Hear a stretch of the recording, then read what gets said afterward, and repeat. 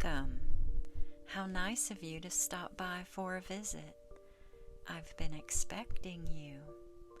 Here, have a seat right next to me. I have another story to tell you. Whispers in the Townhouse. When Lily's grandmother passed away, she inherited something extraordinary, a vintage Barbie doll townhouse from the early 1970s. It had been her grandmother's favorite childhood toy, and now it was Lily's. The tall, three-story townhouse was a little faded with age, but to Lily, it was the most beautiful thing she had ever seen. Her mother had said her grandmother was a master of pretend, always creating elaborate stories for her Barbies, losing herself in play for hours. Maybe she's passed her imagination on to you, her mother said with a smile when they set up the townhouse in Lily's room. That night, after strategically placing her Barbie dolls in the townhouse living room, their perfect little scene in place, Lily climbed into bed. She stared at them before turning off the light, smiling at the thought of the adventure she would continue the next day. But when Lily woke up the following morning, something was strange. The Barbies were no longer in the living room where she had placed them. They had moved. One doll was standing in the kitchen as if preparing a meal. Another stood by the front door, her tiny hand raised in greeting. The third, which Lily left upstairs in the bedroom, was now perched on the edge of the couch, staring across the room directly at Lily's bed. She frowned. Had her mother moved them as a joke? Lily brushed it off as if her memory had played tricks on her and continued playing, this time arranging the Barbies around the dinner table. But the following day, it happened again. Lily woke up to find the dolls in entirely different spots. They were not just in new places within the townhouse.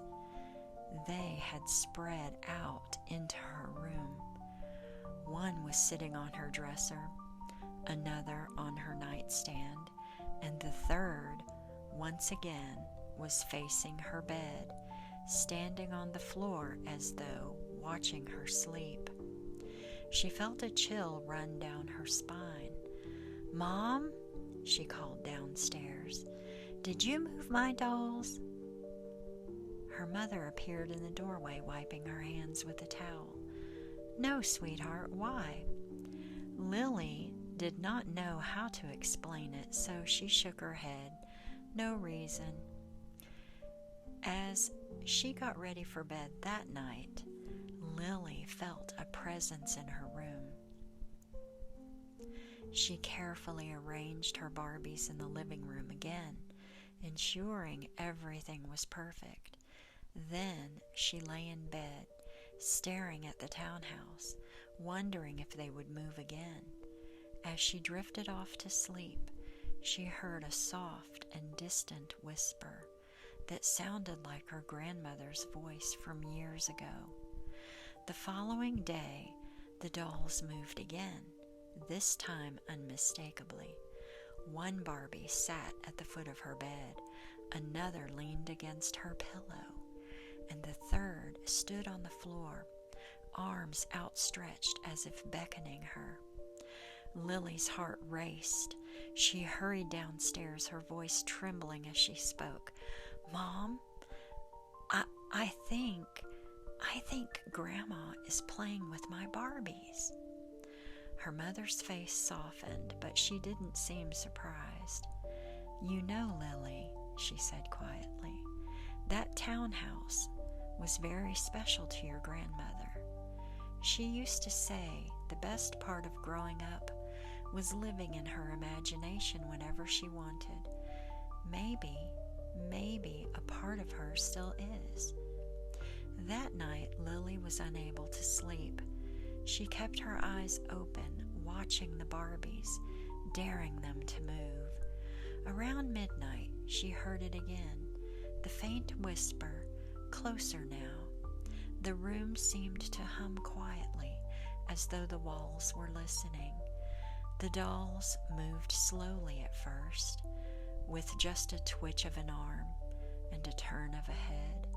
Then they began to shift, one climbing down from the bed, another stepping closer to the townhouse.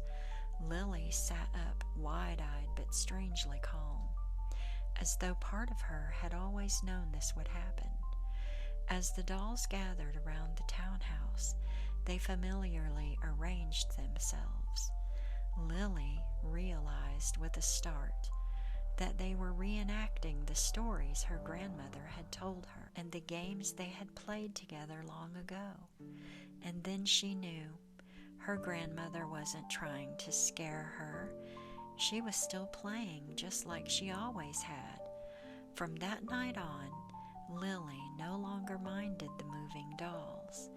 They'd be in new scenes every morning, living out their tiny adventures while she slept. The end. Thank you so much for stopping by. I did rather enjoy your company. I do hope you are able to sleep peacefully tonight and that the shadows in your bedroom remain content without disturbing you. Until next time, do take care and do stop by again when you have time for another story.